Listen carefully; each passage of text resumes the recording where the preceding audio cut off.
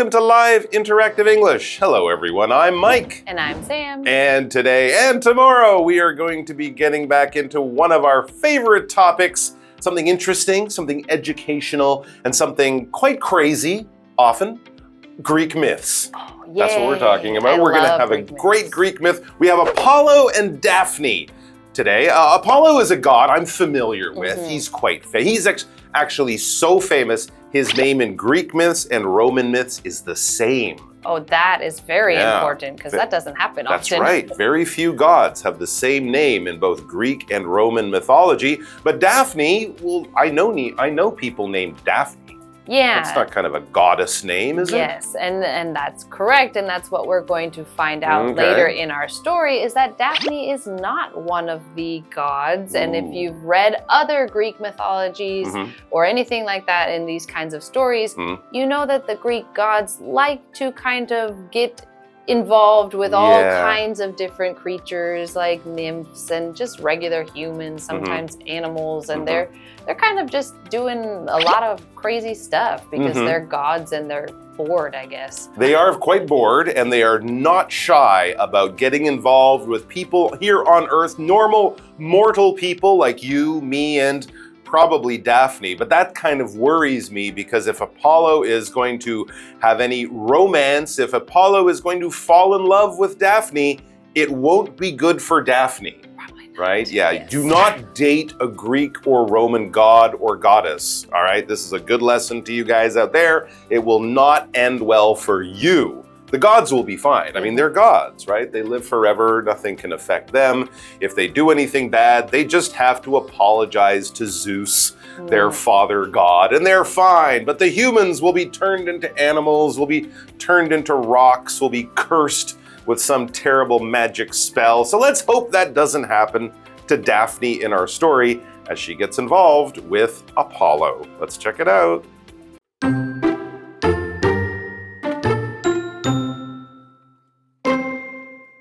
Apollo was used to feeling full of himself.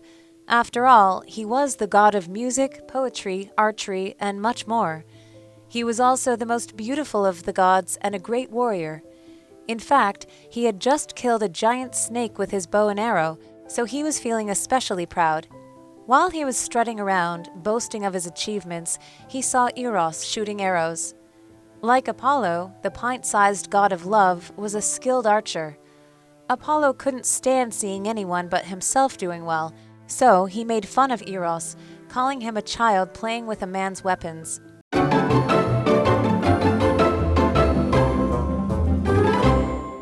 All right, so Apollo and Daphne, part 1. That is our title. So let's get into the story and find out how these two get involved in this very well-known Greek myth. It begins by giving us a description of one of our characters.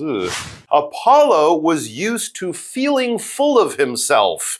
Wow, he's used to feeling full of himself. This does not mean that he is eating himself for lunch and he eats a lot of, oh, I'm so full of myself, I ate both of my arms for lunch, I need to take a break. No, that's not what it means. If someone is full of themselves, you basically are saying they're very proud of themselves. They're very, proud and maybe a little arrogant, a little too proud. It comes across as not just you're happy with what you did, but you think you're kind of better than other people. So you probably wouldn't describe yourself as being full of yourself, but if you have that friend who is always talking about how great they are and how everyone loves them, then you say, gosh, you're really full of yourself. So, there might be a reason. He is a Greek god, after all, which is pretty special. And we also learn next in the article, after all, he was the god of music, poetry, archery, and much more.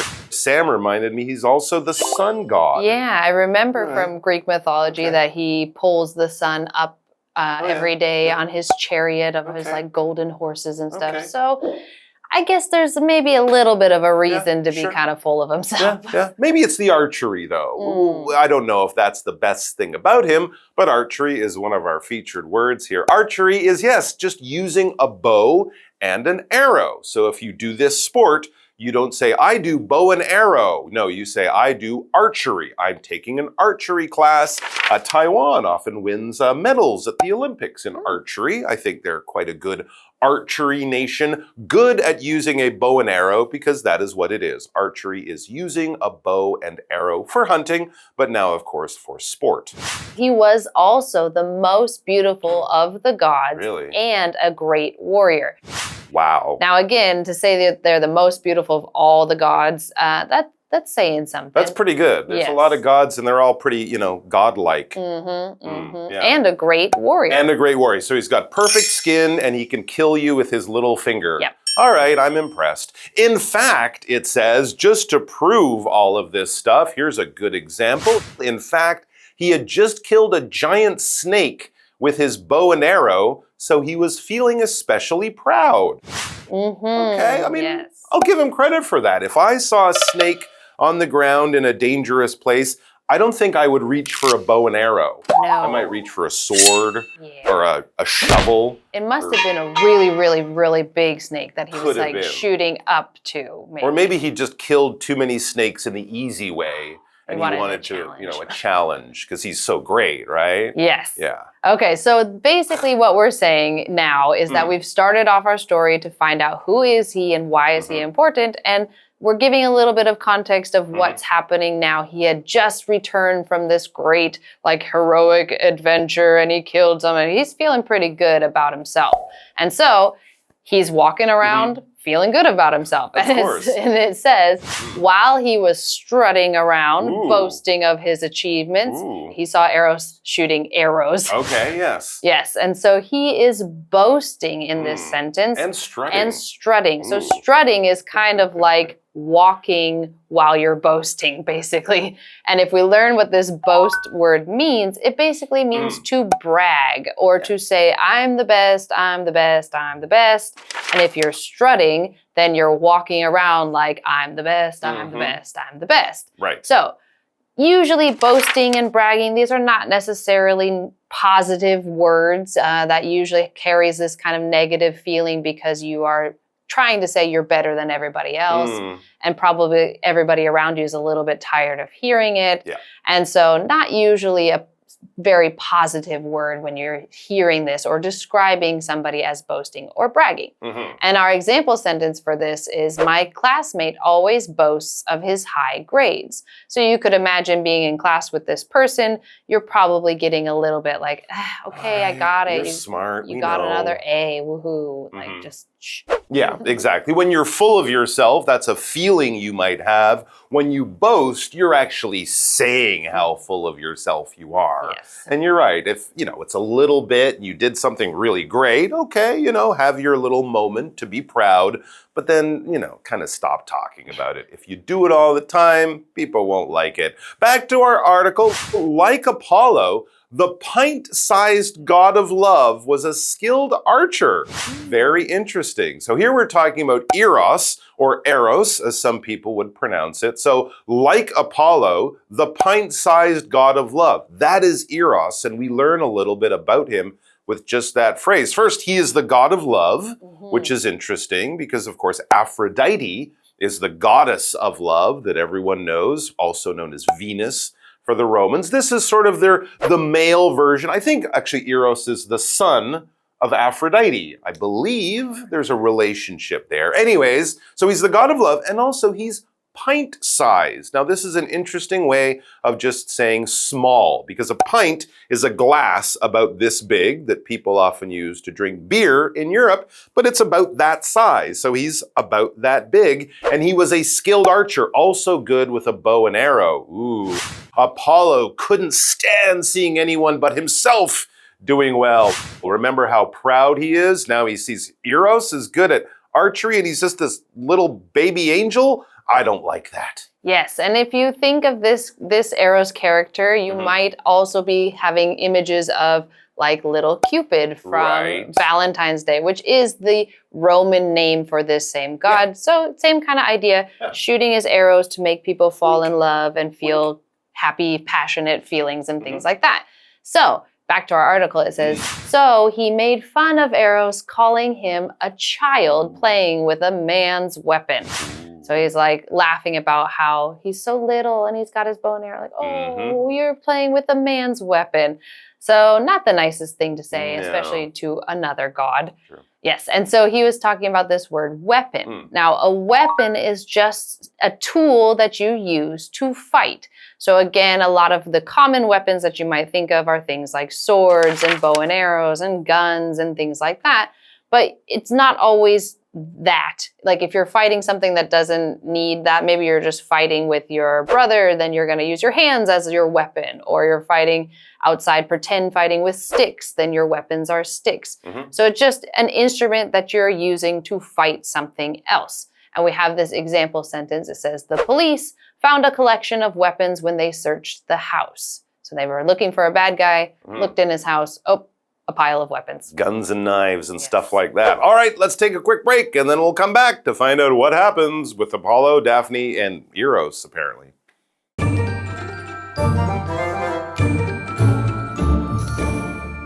Hello， 大家好，我是 Hanny。这次读的故事是 Apollo and Daphne， 阿波罗与达芬妮。老师在讲希腊神话的时候用到 myth。myth 这个名词它有神话或是迷思的意思，那还有用到 mythology， 在 myth 后面加上 O-L-O-G-Y， 那这个字则是指神话的总称。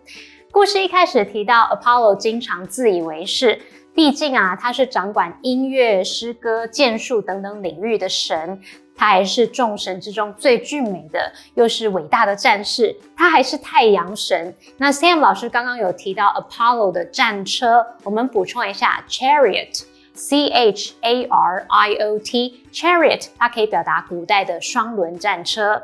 那么 Mike 老师则用 arrogant 来形容它 A-R-R-O-G-A-N-T arrogant 它是形容傲慢的、自大的。好，那么当 Apollo 他昂首阔步在吹嘘着自己的成就时，他看到 Eros 正在射箭。那这一位体型娇小的爱神是一个熟练的弓箭手。由于 Apollo 他没办法忍受看到别人表现得出色，于是就嘲笑 Eros 说他是一个玩弄大人武器的孩子。好，我们看单字 boast。boast 这个动词表示吹嘘、炫耀。Sam 老师用到 brag 这个字 B-R-A-G brag 这个动词则表示吹嘘、自夸。那么下一个单字 weapon 就是武器或是兵器。那这边两个重点，我们进入文法时间。我们来看第一个重点是 be used to 加上名词或动名词，可以表达习惯于什么什么。像 she's used to getting up early in the morning， 她习惯早上早起。那第二个重点是分词构句的用法。我们用对等连接词 and 去连接主词相同的两个子句时，就可以省略掉其中一个主词和连接词，然后把动词改分词。主动的话就是改现在分词，被动的话是把 be 动词改成 being， 然后再进一步省略，只留下了过去分词。举例来说 ，She was moved by the story。And she decided to adapt it into a movie. 受到那个故事感动，她决定将它改编成电影。那么省略了连接词 and 还有前半句的主词之后，我们把 be 动词 was 改成现在分词 being 还可以省略，那就留下了 moved， 所以句子就简化成 moved by the story. She decided to adapt it into a movie. 好，接回到课文中。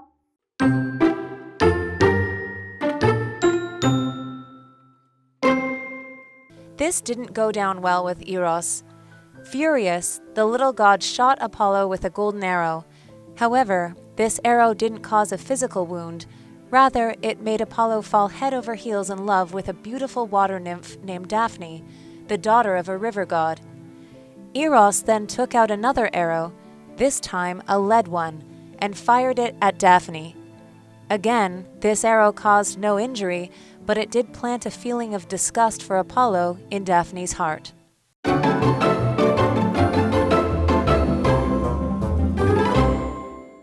All right, we are back. And so when Apollo laughs at Eros, Eros doesn't take it very well. As the article says, this didn't go down well with Eros. If something doesn't go down well with someone, they don't like it. They're not happy about it. They might even be insulted by it. And that seems to be what happened. Furious! the little god shot Apollo with a golden arrow. Okay, that's an interesting way to be angry with someone. So he is angry, he's furious. And so Eros, as we know him in Greek, he shot Apollo with a golden arrow. I think that would be something I would save. It's made of gold. It costs a lot. But anyways, he was furious. Maybe he wasn't thinking clearly. Because if you're furious, you're really, really, really angry. That's all that it means, really. So you're not just a little bit annoyed by something. It's almost like you've lost control. In the cartoon, steam would be coming out of your ears. Your face would turn red. And you're going to turn into the Hulk or something like that. For example, she was furious when she found out her new bicycle was stolen. Oh, yeah, I'd be mad too. You could either be really, really sad or really, really angry about that. She chose to be angry or furious. All right, so Eros is furious. And because he's furious, he's going to shoot you with a golden arrow. Yes, Okay. but as we see in our article, however, this arrow didn't cause a physical wound. Well, of course not. Gold is soft. It'll just hit you and bounce off. And you go, whoa, hey, gold. Yeah. That's not terrible. Well, that, or because Eros is the god of love, his arrows usually do something a little bit different. God powers, yes. I forgot. Okay. Yes, so it wasn't causing any physical harm. Physical, it just means something that is actually like felt or causing harm to your actual physical body, not your emotions, not anything like that, but the actual outside body that you can touch and feel, because that's the physical world, the things that you can touch and feel and see and all that kind of stuff. Those are things that are physical. So we have our example sentence says, regular exercise can improve your physical health. Again, the actual physical part of your body, the part you can feel and touch, that's all working together, not your emotional side, but usually if you improve your physical health, then your emotional health kind of goes with it, you know. Right, but yeah. physical, so this arrow did not cause any physical damage. Apollo might not have even known that he got hit with the arrow. So it didn't cut into him, it didn't cause bleeding, it didn't hit, a part of his body, like his heart, and kill him or anything like that, like a normal arrow, of course, would. That's what we should mention that. Don't shoot arrows at people. They do cause physical harm. And if you harm someone physically, you can go to jail for that. So don't do that. But anyways, this was a magic arrow, in other words. So it didn't hurt him.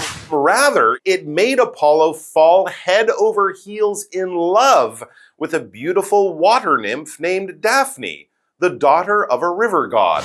I really, really hate you, so I'm going to make you fall in love with a beautiful girl. Yeah, that sounds like okay. Kind of interesting. Yeah, kind of interesting. Anyway, so that's what happened. Suddenly Apollo sees this nymph Daphne. She's kind of like a half god, like a magic, kind of like a fairy or something like that. And she's very, very beautiful. And all of a sudden, Apollo is head over heels in love. That means he is completely, crazily in love with this girl. Like that. Yeah. Magic. So far, it sounds like this punishment is not too bad. No. But there's another half of it that makes it actually a real punishment. There's a twist. Yes. And so it says, Eros then took out another arrow, this time a lead one. So the last one was gold, this one is lead, and fired it at Daphne. So now we've got Apollo with the gold arrow loves Daphne, but Daphne with the lead arrow... Interesting. And back in the old days, gold was seen as one of the best things in the world, very valuable and expensive. Lead was cheap and common and kind of useless. So this is kind of an opposite thing, right? The good thing, the good arrow for love, and the lead arrow maybe for the opposite. And that seems to be what Eros's plan was. Again, this arrow caused no injury, so Daphne probably didn't even feel it. It didn't hurt her, but it did plant a feeling of disgust for Apollo in Daphne's heart. Oh, Eros, you are so clever. So what he has done is he has made Apollo fall in love with Daphne, like so in love. And he has made Daphne hate Apollo like a lot. The arrow has filled her with disgust.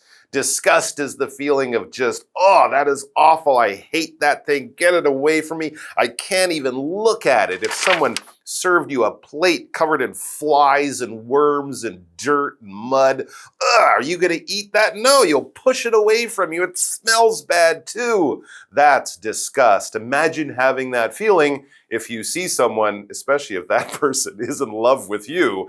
This is not going to be a good relationship. All right, so here we have this word disgust, and our example sentence is, people usually look at cockroaches with disgust. Yeah, most people say that. Yeah. Ugh, they don't say, aw. They say, ugh, because, disgust. All right, that's all the time we have. Yes. This is a terrible time to end this story. I know. I want to know what happens next. But it is a great time to end this story also, because we will be back tomorrow, and hopefully you will too. What's going to happen? I've got my tea and my popcorn ready already. Oh, see ya.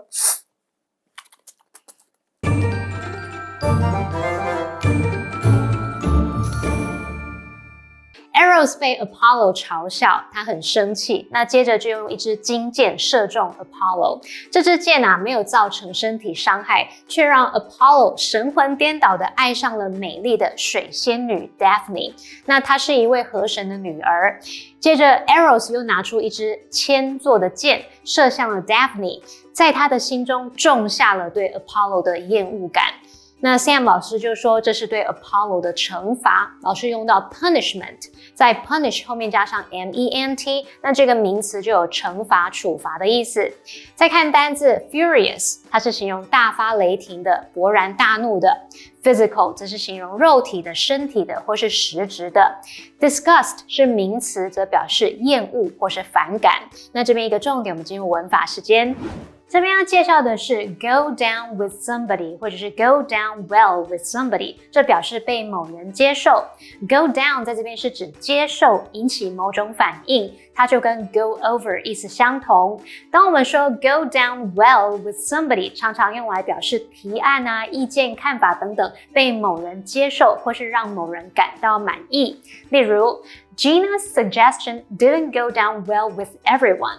Gina 的建议并非每个人都接受，并不是每个人都满意这样。好，那么以上这些讲解，同学别走开，马上回来哦。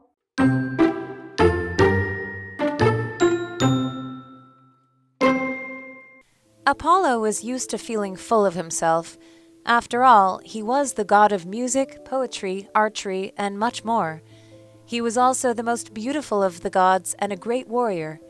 In fact, he had just killed a giant snake with his bow and arrow, so he was feeling especially proud. While he was strutting around, boasting of his achievements, he saw Eros shooting arrows. Like Apollo, the pint-sized god of love was a skilled archer. Apollo couldn't stand seeing anyone but himself doing well, so he made fun of Eros, calling him a child playing with a man's weapons. This didn't go down well with Eros. Furious, the little god shot Apollo with a golden arrow. However, this arrow didn't cause a physical wound. Rather, it made Apollo fall head over heels in love with a beautiful water nymph named Daphne, the daughter of a river god. Eros then took out another arrow, this time a lead one, and fired it at Daphne. Again, this arrow caused no injury, but it did plant a feeling of disgust for Apollo in Daphne's heart.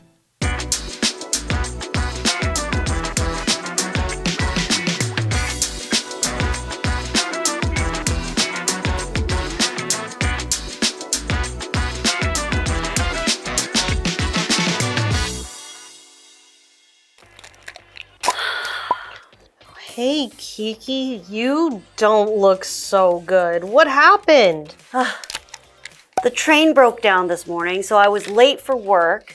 I spilled coffee on my jacket, and my proposal got rejected. Sounds like you're having a bad hair day. Today is not my day. Coffee? No!